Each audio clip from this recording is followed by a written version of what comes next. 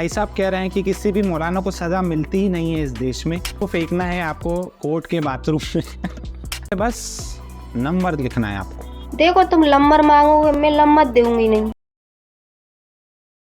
क्या आप भी चाहते हैं दौलत, शोहरत, इज्जत मिले आपको, पर आप उसके लिए मेहनत बिल्कुल नहीं करना चाहते, तो आप बिल्कुल ठीक जगह पर आए हैं। ऐसे ही वायरल रील्स पर आज हम रिएक्ट करेंगे और ऐसी कुछ फेक न्यूज़ जिसके हम डिस्कस करेंगे, तो बने रहिए वीडियो में, देखते हैं आगे। एंजल नंबर बताऊंगा जिनका भी नाम आपके सामने एक चीज करके दिखाता हूं, समझ लो। लोगों का दिमाग खा गया मोदी। तो सबसे पहली वीडियो थोड़ी सी सेंसिटिव हो सकती है, तो देख लेते हैं कि क्या कह रहे हैं भाई साहब। स्थान पर रखती है जहां पर हार्डकोर क्रिमिनल्स को रखा जाता है। स्वामी महामंडलेश्वर प्रबोधानंद गिरी जो सनातन धर्मियों की आवाज है, उनको सुरक्षा नहीं देती सरकार, गाजियाबाद में उन पर हमला कर दिया जाता है। एक बताओ, और वहीं दूसरे ऐसे भी संत हैं जो भगवे की आड़ में मौलाना मदनी जैसे लोगों को संरक्षण देते हैं, उनका स्वागत करते हैं। आप मुझे एक मौलाना बताइए जिसको जेल के अंदर, आज मैं समझता हूँ कि 200 से ज्यादा मौलाना ऐसे होंगे जिनको सरकार ने सुरक्षा दे रखी है, और आज भी ऐसे अनेकों साधु हैं, सन्यासी हैं, महात्मा हैं, संत हैं जो आज भी अपनी सुरक्षा की लड़ाई लड़ रहे हैं, आज भी लड़ रहे हैं। आज भी आसाराम बापू के विरुद्ध इस प्रकार का कोई भी पुख्ता सबूत नहीं मिला, किसी भी प्रकार का बलात्कार का कोई ऐसी चीजें सामने नहीं आई, लेकिन फिर भी आसाराम बापू सलाखों के पीछे क्यों? मौलाना साद आज भी बाहर है। कन्हैया के हत्यारे आज भी फांसी के तख्ते तक नहीं पहुंच पाए। कमलेश तिवारी का तो भाई साहब कह रहे हैं कि किसी भी मौलाना को सज़ा मिलती ही नहीं है इस देश में। इसके लिए ज़्यादा कुछ रिसर्च की भी आपको ज़रूरत नहीं है, आपको सिर्फ न्यूज़ आर्टिकल में सर्च करना है। मैं आपको कुछ न्यूज़ेस बता देता हूँ। तो ये है मौलाना मुफ्ती जिनको हेट स्पीच के कारण अरेस्ट किया गया, जो कि बहुत अच्छी बात है। काफ़ी सारी बेल मिलने के बाद मुफ्ती सलमान इनको भी जेल में डाला गया, दूसरी जेल में शिफ्ट कर दिया गया। आगे बढ़ते हैं, यूपी की बात है। मौलाना को 10 साल की जेल मिली ब्लैकमेल और रेप करने के लिए। वाराणसी के कोमन को, जो गलत करेगा वो जेल जाएगा, इसमें क्या बात है। Maulana gets 1 year jail for stalking in Pune, stalk करने के लिए 1 साल जेल मिल गई। तो ये थे कुछ न्यूज़ जो मौलाना को जेल भेजने के लिए मैंने आपको दिखाया। आप खुद भी सर्च करके देख सकते हैं, गूगल पे ढेरों मिल जाएंगे, और जो टर्म आप सर्च करेंगे उससे रिलेटेड ढेरों आर्टिकल्स आपको मिल जाएंगे। पर ये बात यहाँ पर ख़त्म नहीं होती है, इन्हीं की एक और वीडियो है। क्यों सिर्फ आसाराम बापू को इसी बात की सजा दी जा रही है कि उन्होंने लोगों को वैलेंटाइन से हटा करके मातृ पितृ पूजन दिवस पे लगाया? क्यों सिर्फ आसाराम बापू इस बात की सजा झेल रहे हैं कि भारत का सनातन धर्मी जो क्रिसमस डे सेलिब्रेट कर रहा था, उस करोड़ों सनातन धर्मियों को उन्होंने क्रिसमस से हटा करके तुलसी पूजा में लगाया? सिर्फ इस बात की सजा दी जा रही है कि हजारों सनातन धर्मी जो ईसाई बन गए थे, उन ईसाइयों को पुनः सनातन धर्मी बना दिया गया। सिर्फ इस बात की सजा आप एक व्यक्ति को दे रहे हैं। और वहीं दूसरी ओर कई ऐसे हजारों मौलाना है, कई ऐसे मौलवी है, कई ऐसे इस्लाम के प्रचारक हैं जो पल पल क्षण क्षण मुंह से जहर उगल रहे हैं, मानवता को तार तार करने की बात कर रहे हैं, और आज भी वो सलाखों के पीछे नहीं है, खुली हवाओं में चैन की सांस ले रहे हैं। बताओ मेरे को, आप एक मौलाना बताओ और एक साधु बताओ। तो भाई साहब यहाँ पर कह रहे हैं कि आसाराम बापू जी को रेप या मर्डर, इन सारे चार्जेस के कारण जेल नहीं हुई है, जबकि ये कन्विक्टेड हो चुके हैं कोर्ट में कि इनको पोक्सो एक्ट के तहत उम्र कैद की सज़ा मिल चुकी है। और ये पॉक्सो एक्ट होता क्या है? इसमें होता यह है कि जो भी लड़की या बच्चा 16 साल के कम उम्र का है, उसके प्राइवेट पार्ट्स पर टच करना, मुंह से टच करना, फिंगर से टच करना भी सेक्सुअल असॉल्ट माना जाता है। और अगर ये इतने ही कॉन्फिडेंट है तो सुप्रीम कोर्ट में जाके केस रीओपन करवा दें।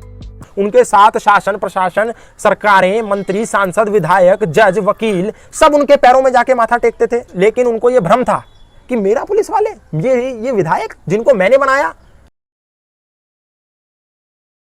आज प्रधानमंत्री बन गया, मुझे अंदर करेगा। राम रहीम सोचता था कि ये सरकारें हरियाणा पंजाब की जिसको मैं अपनी उंगली पर नचाता हूं, ये मुझे अंदर करेंगे, इनकी औकात क्या है? भ्रम हो गया। बोला मैं गया वहां जोधपुर जेल के आगे, हेलीकॉप्टर घुमा दिया मैंने। आसाराम बोले, मैंने बोला घुमा दो, क्या पता यहाँ 2-4 दिन के लिए आना पड़े, पानी पीना पड़े जेल का। अहंकार में बोल रहे थे, उनको लग रहा था कि मैं सर्वश्रेष्ठ हो गया। जब इंसान के सिर पर ऐसा अहंकार चल जाता है तो ना सरकारें बचा सकती है, ना शासन प्रशासन, कोई नहीं बचा सकता आपको। पर अभी तो आपने बोला कि वो सारी चीज़ें करने के लिए इनको जेल में डाला गया, अब इनका अहंकार सामने आ गया। एग्जैक्ट बात क्या है, ये एक मुद्दे पर टिके नहीं है। तो आगे बढ़ते हैं दूसरी वीडियो पे, इनकी नहीं है, दूसरे और की, किसी और की है कि जिनका भी नाम SU से है, वो कहीं ना कहीं या तो रिलेशनशिप इश्यूज में है या कोर्ट केसेस के चक्करों में वो पड़ते हैं। नहीं है कि अगर किसी का नाम सुनीता है या सुमन है या कुछ भी है, वो आज ही कोर्ट केस में या उसके ऊपर कुछ ना कुछ हो जाएगा, बट पूरी लाइफ में कहीं ना कहीं उसके ऊपर ये इम्पैक्ट डेफिनेटली जो है। मुद्दे का घोटाला, लोगों का, करोड़ों लोगों का नाम इस दुनिया में SU से आता होगा। कोर्ट केसेस को साइड कर दें तो रिलेशनशिप इशू हर किसी की लाइफ में कहीं ना कहीं देखने को मिलते ही हैं। तो आप एसयू से हों या यूएस से हों या यूके से हों या इंडिया से हों, रिलेशनशिप इशू कहीं ना कहीं आपको मिलेगा ही मिलेगा। तो आगे बढ़ते हैं। आप इंजीनियर आईएएस ऑफिसर बनना चाहते हैं तो मत बनिएगा। क्यों, ये बताएंगे आपको। अगर आपके बर्थ चार्ट में, मैं सब पेरेंट्स को बोलता हूं, आपके बच्चे की डेट ऑफ बर्थ में अगर नंबर 3 और 7 नहीं है, मत फोर्स कीजिए उसको एक डॉक्टर, इंजीनियर या आईएएस ऑफिसर के लिए, वो नहीं बनेगा। आप उसको एंटरप्रेन्योरशिप में डालिए। उसके बर्थ चार्ट में नंबर 6 प्रेजेंट है, नंबर 5 प्रेजेंट है, अरे भैया उसको होटल खुलवाइए, उसको रेस्टोरेंट खुलवाइए, उसको शेफ बना दीजिए, आप उसको होटल मैनेजमेंट करवा दीजिए। Career is not important, important is कि जौन से कैरियर में है वो सफल होना चाहिए। बर्थ चार्ट में अगर 3 और 7 नहीं है तो आप आईएएस इंजीनियर नहीं बन सकते। इसके लिए भी आपको ज़्यादा रिसर्च की ज़रूरत नहीं है। हम सिर्फ जाएंगे आईएएस पोस्टिंग, एक गवर्नमेंट की वेबसाइट आपको ऊपर मिल जाएगी, उसमें देखेंगे लोगों की डेट ऑफ बर्थ, जिसमें सारे आईएएस ऑफिसर की पोस्टिंग मिल जाएगी आपको। तो ये देखते हैं हम। सबसे पहले हमें ऊपर तीसरा नंबर पे ही मिल गए अद्वित कुमार जी, जिनकी डेट ऑफ बर्थ है 7/10, 7 तारीख आ गई इसमें। इसके बाद आगे और देखते हैं इस लिस्ट में अमित प्रकाश यादव जी, इनकी डेट ऑफ बर्थ है 1/3 आ गया है डेट ऑफ बर्थ में। इसके बाद है आनंद शर्मा 6/7 आ गया डेट ऑफ बर्थ में, 7वां महीना। ऐसे ही अगर आप ये लिस्ट देखते जाएंगे तो आपको एक और मिलेंगे अविनाश कुमार जी, 5वीं तारीख 7वां महीना। अविनाश मेनन जी 11 तारीख 3रा महीना, 3 आ गया। खैर काफ़ी लंबी लिस्ट है, आप खुद जाकर ये देख सकते हैं कि 3 और 7 का क्या हिसाब है। तो आगे बढ़ते हैं। अगर आप पर कोर्ट केस चल रहा है तो आपको महंगे वकीलों की ज़रूरत नहीं है। ये बात मैं कहना चाहता हूँ माल्या जी से, नीरव मोदी जी से, काफ़ी सारे क्रिमिनल से जो कोर्ट केसेस के चक्कर में देश छोड़ के ही भाग गए। तो देखते हैं ये उपाय क्या कहता है। कोर्ट केस है, आप ये उपाय करा, आपने पेप्सी की एक बॉटल कोर्ट से ही खरीदनी है, वहीं से खरीदनी है, उनकी कैंटीन से, और वहीं के टॉयलेट में गिरा दो। ढक्कन और बोतल बंद नहीं करनी, गिराने के बाद आप आ जाओ, केस आपके फेवर में हो जाएगा। पेप्सी को फेंकना है आपको कोर्ट के बाथरूम में। हाँ, भूल गया मैं यार क्या बोलना था। भाई पेप्सी बोल, पेप्सी तेरा भाई है सेक्सी। तो पेप्सी का यूज़ खुद को सेक्सी बुलवाने के लिए किया जाता है। इसके अलावा मुझे लगता नहीं है कि कोर्ट केसेस ऐसे ही खाली हो जाएंगे। तो अगर दोनों ही पक्ष पेप्सी खरीद ले तो क्या होगा, जज तो कंफ्यूज हो जाएगा कि सांस कहाँ से लें। चलिए आगे बढ़ते हैं। आपके सामने एक चीज करके दिखाता हूँ, आप समझ जाओगे। आप अपने सामने किसी भी कलर पे फोकस करो। अच्छा, फोकस करना, ठीक है, कर लिया। ठीक है, हाँ।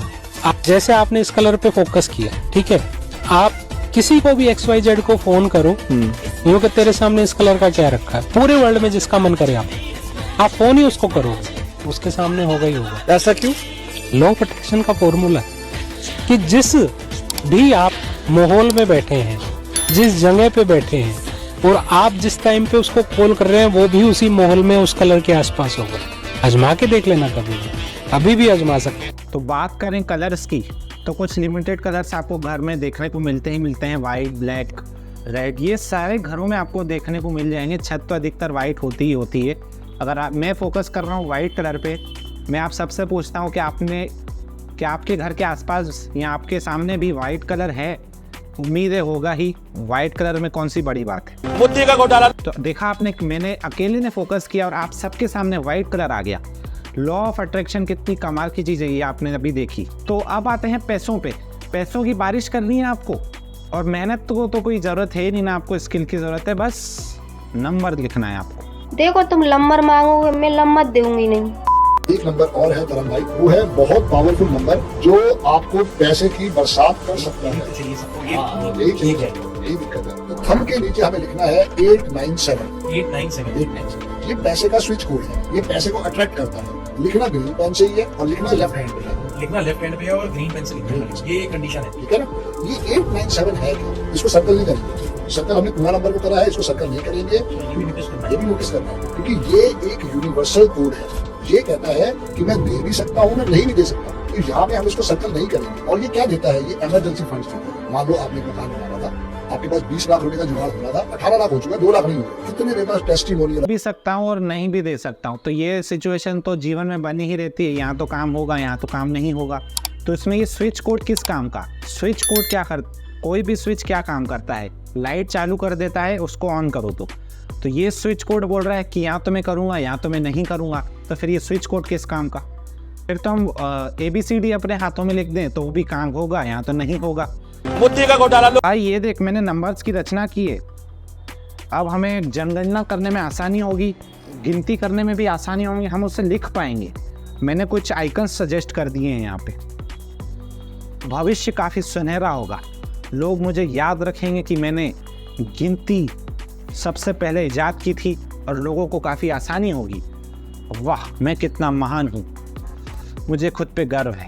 एक और एंजल नंबर है यहाँ पर, एंजल नंबर बताऊंगी मैं। और जिसको ट्रस्ट नहीं है ना वो लिख के देख लेंगे। एंजल नंबर आपको लेफ्ट हाथ पे लिखना है, ठीक है? 1176 कहीं भी लिख सकते हो आप, यहाँ 1176, ठीक है? आपने अगर आपको पैसा चाहिए तो आप ग्रीन पेन से लिखो, फेम चाहिए हो तो किसी को, हाँ तो भी लिख सकते हो। तो आपने लिख लिया, अब आपको इसको चैंट करना है 1176 1176 1176, ठीक है? आप एटलीस्ट 28 टाइम्स तो करिए। आप ना इसको 3-4 दिन आप एक छोटी सी विश लेके करिए, ठीक है? आप ये सोच लीजिए कि मुझे 10,000 रुपए चाहिए, आप इसको लिखिए और आप करिए। 2-3 दिन में मिल जाएंगे, तो उससे क्या होगा, आपका ट्रस्ट बिल्डअप होगा, फिर आप बड़ी चीज भी मांग सकते। तो आपको भी चाहिए 10,000 रुपए।